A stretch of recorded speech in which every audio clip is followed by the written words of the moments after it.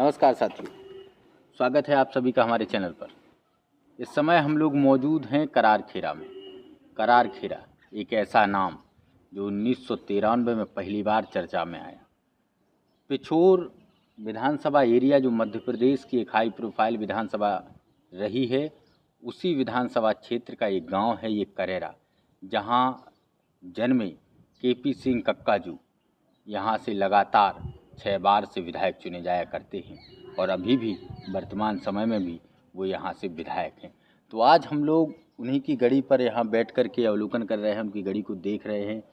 इस गांव में आए थे केपी सिंह कक्काजू का इंटरव्यू करने की। केपी सिंह कक्काजू का इंटरव्यू करेंगे, लेकिन वो अभी यहाँ है नहीं, बताया गया है शिवपुरी में है, तो शिवपुरी में जा कर के आप लोग मिल लीजिए।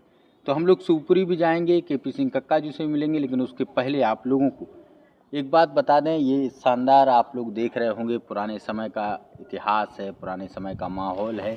और आज भी बीते 30 वर्षों से लगातार विधायक चुने जाने के बाद भी आज भी यहाँ की परिस्थितियाँ पूर्व के समय में जो गड़ियाँ दिखाई देती थी, पूर्व के समय के जो हालचाल हुआ करते थे, वही आज यहाँ पर हालचाल आप लोगों को देखने को मिलेंगे। हमारे साथ वरिष्ठ पत्रकार सौरभ गोस्वामी जी हैं। गोस्वामी जी, कैसा लगा यहाँ पर?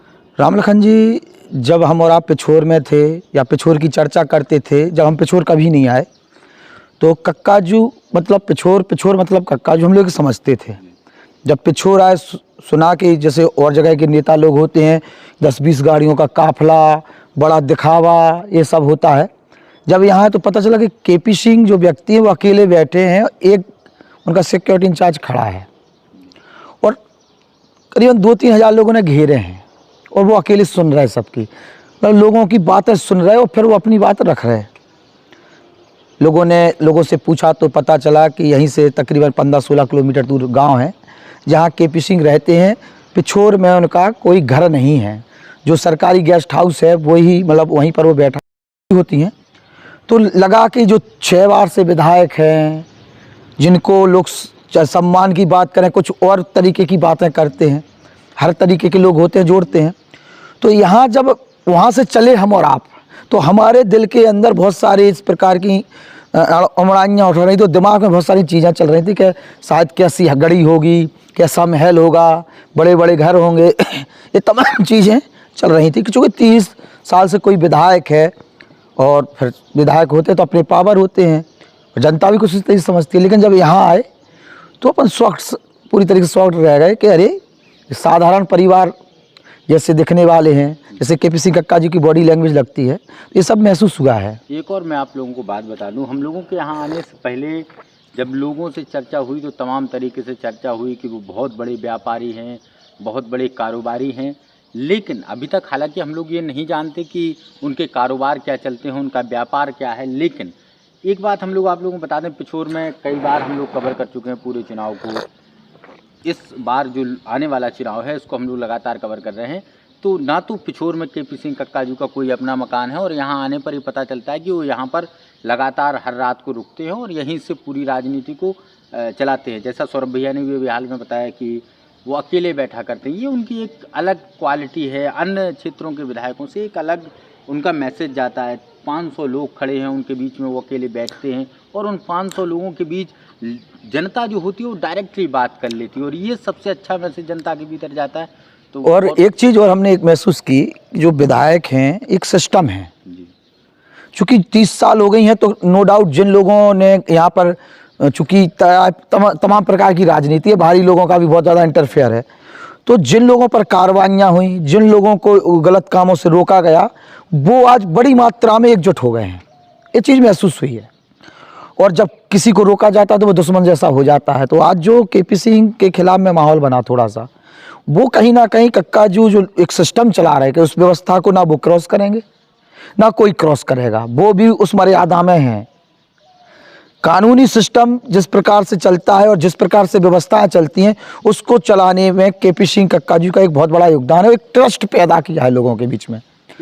अभी आपको बताया, पिछली बार जब हम लोग वहाँ थे तो एक फरियादी आया और उन्हें कहा कि हमने आपने दारू छोड़वाने के लिए जो मुहिम चलाई थी, जो बड़े बड़े कथावाचक हमारे धीरेन्द्र के शास्त्री जैसे युवा कथावाचक जो हैं वो उसमें बड़े कामयाब हो रहे हैं कि हमसे जुड़ना है, बागेश्वर धाम से जुड़ना है तो आपको दारू छोड़नी पड़ेगी। ऐसे केपी सिंह से जुड़ना है तो केपी सिंह ने नशा मुक्ति के लिए बहुत बड़ा एक बड़ा योगदान रहा। उसमें कई लोग सुधरे, कई घर सुधरे।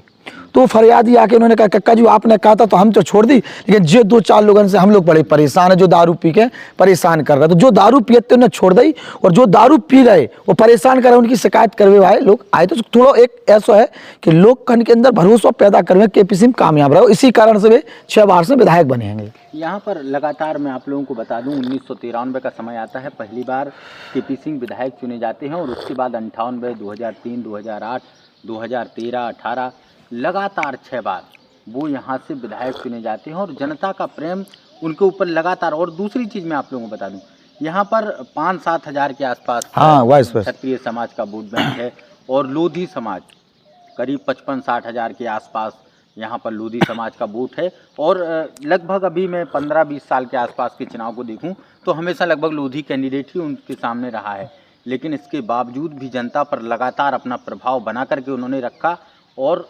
परिस्थितियां कभी नहीं उन्होंने पलटनी दी। और इस बार पता नहीं क्यों अभी भी ये कारण स्पष्ट नहीं है कि वो क्यों छोड़ करके शिवपुरी। देखिए हम बताएं राम लखन जी, चूँकि जिस प्रकार से इस समय प्रदेश की राजनीति है, कांग्रेस एक तरफ जनता ने पहले नकारा, फिर जैसे ही अभी चुनाव हुआ उसमें वहाँ एक अच्छा परिणाम आया।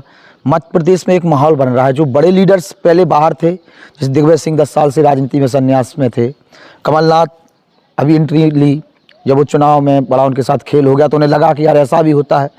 तो एक प्रकार से कांग्रेस के प्रति लोगों की एक सिंपैथी पैदा हुई, वो माहौल बना। लेकिन केपी सिंह ऐसे कई और विधायक हैं जो लगातार जीतते आए, तो वो उनकी एक नीति थी जिसके कारण वो जीतते आए हैं। आज अगर कोई 30 साल लगातार शासन करे तो वो गुंडागिर्दी के दम पे तो नहीं कर सकता, वो भी अपनी दम, और वो भी जब जहां जिसके 6-7 हज़ार समाज हो में, तो समाज के अलावा कांग्रेस की खराब परिस्थितियां नहीं है। प्रदेश में मुख्यमंत्री दूसरे का बैठा हो, लेकिन उसके बावजूद और कोई बड़े लीडर हो नहीं। तो ऐसे में अपनी व्यवस्थाएं, अपने लोगों को भरोसा और उनकी सुरक्षा, कहीं ना कहीं सुरक्षा जो इन्होंने प्रदान की कि हम हैं, कक्काजू हैं, कोई दिक्कत नहीं है, वो एक उनकी एक मजबूत कड़ी बनी। लेकिन लगातार उनसे लोगों का कटना भी आरंभ रहा, हर लोगों को टाइम भी नहीं दे पाए, गलत लोगों के साथ वो खड़े नहीं होते हैं, तो वो भी एक कारण रहा कि उनसे धीमे धीमे लोग कटते चलेगा। और फिर जहाँ पर आपने कहा कि लोधी वोट बैंक जहाँ 55 हज़ार हो, फिर यादव वोट बैंक भी खड़ा हो गया और युवा वोट बैंक भी बड़ा है। तो तमाम चीज़ें एक ऐसी बनी जहाँ से इक्वल स्थिति बनती चली गई। इसीलिए जब प्रीतम जी आया, स्वामी जी लड़ते थे, फिर प्रीतम सिंह जी आए, तो प्रीतम सिंह जी के चुनाव में जो लगातार चुनाव में जो 2 परिणाम आएंगे उसमें जीत का अंतर बिल्कुल कम हो गया था। और इस बार इक्वल स्थिति थी, कोई कहने की स्थिति में नहीं है कि कोई होने वाला था। मैं आप लोगों को एक और बात बता दूं, 2013 का चुनाव आता है, प्रीतम सिंह से सीधा मुकाबला होता है, 8600 वोट से प्रीतम सिंह लोधी को चुनाव हरा देते हैं केपी सिंह कक्काजू। 2018 का चुनाव आता है और वहाँ स्थिति बिल्कुल इक्वल होती है और परिस्थितियाँ भले ही लोग कहें कि केपी सिंह कक्काजू एक तरफा जीत रहे हैं, लेकिन जब परिणाम आता है तो मात्र 2600 वोट का अंतर बचता है। और ये भी बहुत बड़ा कारण रहा, क्योंकि केपी सिंह कक्काजू का चूँकि अब उम्र भी ज़्यादा हो चुकी है, लगातार लोगों के घर जा कर के बैठना है, लोगों के बीच हर गांव तक पहुंचना, ये संभव नहीं है। और जहां तक मैं समझता हूं उनके परिवार से कोई भी राजनीति में नहीं है। तो आज यहां हम लोग और एक चीज़ और बता दें, चूँकि आप भी थे पिछली बार हम लोग लाए, हम लोगों का चौथा बजट है और हर बार हम लोग 2 दिन देते हैं, अब की बार तो 3 दिन हो गए। और जो समझ में आया, केपी सिंह ने इस चुनाव को पहले पिछले 6-7 महीने से तैयारी कर रहे थे, आकलन कर रहे थे, उन्होंने एक बार भी नहीं कहा कि हम पिछोड़ से चुनाव लड़ रहे हैं।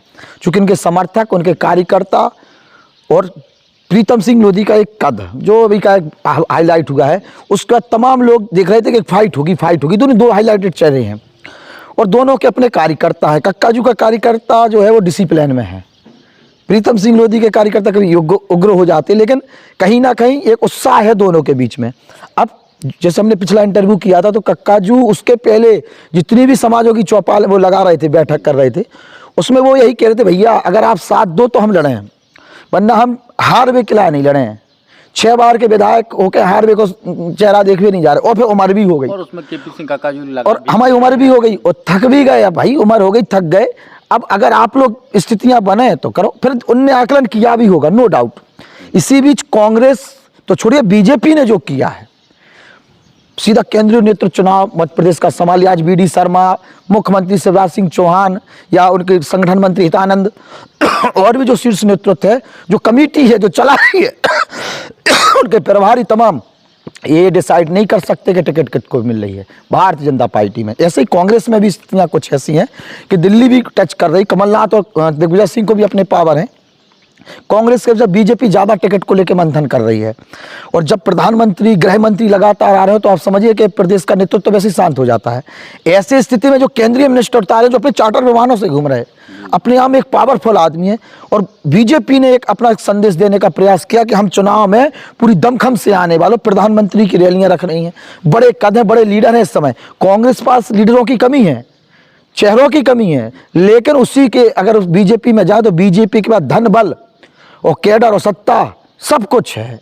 ऐसे में जिनकी साफ छवि है कांग्रेस उनका उपयोग भी करना चाहती है, और इसे यही एक कारण लगता है कि केपी सिंह को दिल्ली बुला के राहुल गांधी, चूंकि बड़ा कद है, पुराने परिचित है, तो उसको पूरी बात की गई हो। दिग्विजय सिंह और उनके बीच की यही रणनीति रही होगी कि ठीक है आप पिछोर से निकलिए, वहाँ अकेले क्यों, और यहाँ चूंकि वो घिर रहे थे। हालांकि अभी एक वीडियो वायरल होता है, मैं आप लोगों को जी। बता दूं, उसमें कमलनाथ जी ये कहते हुए दिखाई दे रहे हैं कि भैया टिकट कैसे हो गई, तो उनको किशोर से लड़ाना चाह रहा था, शिवपुरी से क्यों लड़ गए, ये कैसी। तो उसके बाद फिर कमलनाथ जी का ये बयान है, और कमलनाथ जी अपने किसी अपने से बात कर रहे थे और वीडियो उसका वायरल हो गया।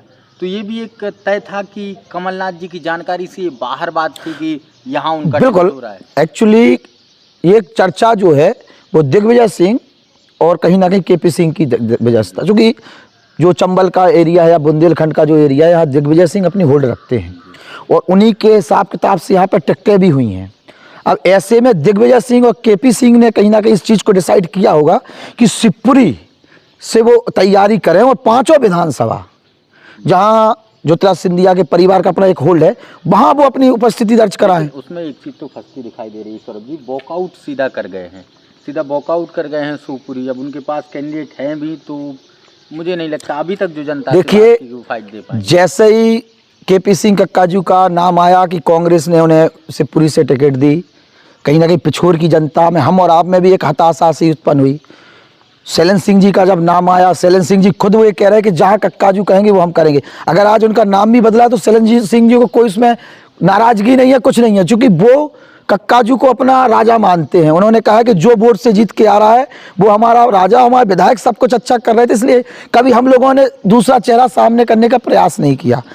अब केपी सिंह जी, दिग्विजय सिंह जी और जो बड़े लीडर्स हैं जो दिल्ली में बैठ के बात हुई है, कहीं ना कहीं पूरे 5 सीटों पर कैसे कमांड रखें।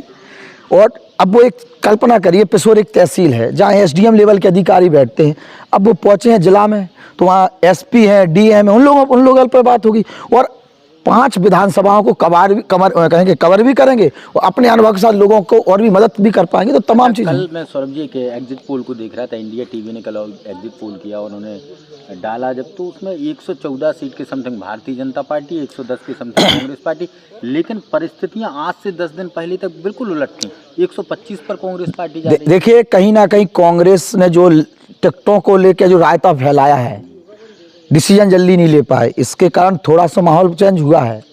कुछ ऐसे गलत लोगों को टिकट दे दिया, वो वहाँ चाहे जातिगत समस्या हो गई हो, चाहे व्यक्तिगत संबंधों की समस्या हो गई हो, वहाँ पर थोड़ा सा विरोध हुआ है। लेकिन अगर मीडिया सर्वे की हम बात करें तो एक पहले प्लांट चीज़ें नहीं चल रही हो कि अब प्रधानमंत्री जी अगर जैसे सामने आ रहे तो दिखाएंगे कि अब जीत के ही आ रहे, मध्य प्रदेश में बीजेपी की सरकार ही आ रही। तो पहले उन्होंने शुरुआत की कि कांग्रेस कांग्रेस कांग्रेस, और धीरे धीरे अब हर सर्वे में देखिए 3-4 सीटें में भारतीय जनता पार्टी की बढ़ाती जा रहे हैं। और जैसे चुनाव नामांकन का समय अब है तो अब वो इक्वल फाइट दिखाने लगे हैं। अभी भी भारतीय जनता पार्टी ने पूरे प्रत्याशी घोषित नहीं किए हैं, कांग्रेस ने पूरे कर दी, 1 सीट होल्ड की है, कुछ टेक्निकल फॉल्ट है वो भी सही हो जाएगी, लेकिन कांग्रेस ने अपने पूरे प्रत्याशी घोषित कर दिए और जो रायता बिगड़ना था बिगड़ चुका। अब यहाँ से स्थितियां सुधरेंगी। केपी सिंह की बात करते हैं, जितना विरोध हो रहा था 5-6 दिन में हो गया। अब केपी सिंह की वापसी पिछोर में हो रही है, वो पूरे 1 दिन रहेंगे, जैसे उनका कार्य करने का स्टाइल है, बैठ के लोगों से संवाद करेंगे, चर्चा करेंगे, कार्यकर्ता से चर्चा करेंगे, उनकी जो गलती है, उनने जो किया है उसके पीछे का क्या उद्देश्य है, चूंकि वो स्पष्ट वक्ता है। उन्होंने जब पिछोर में जो स्थिति थी उन्होंने भी कहा था कि भैया अब स्थिति बन नहीं रही, हम हार में चुनाव नहीं लड़े। सिंधिया जी के जावे के बाद स्थिति बिगड़ी है।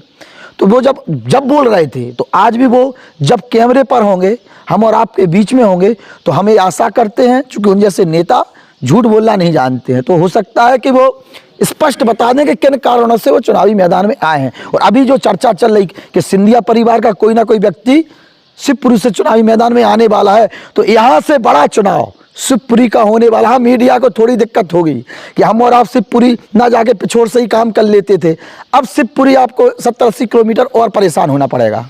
चलिए, आप सभी लोगों का बहुत बहुत धन्यवाद। इस समय हम लोग मौजूद थे करार खेरा, केपी सिंह कक्का जी के गाँव आए थे और उन्हीं के घर के सामने इस समय मौजूद थे और वहाँ से हम लोगों ने आप लोगों को बताया। हालांकि क्या परिस्थितियाँ रहीं, क्यों वो यहाँ से छोड़कर वहाँ गए, ये वही बताएंगे। उनसे हम जब लोग चर्चा करेंगे तो ज़रूर पूछेंगे।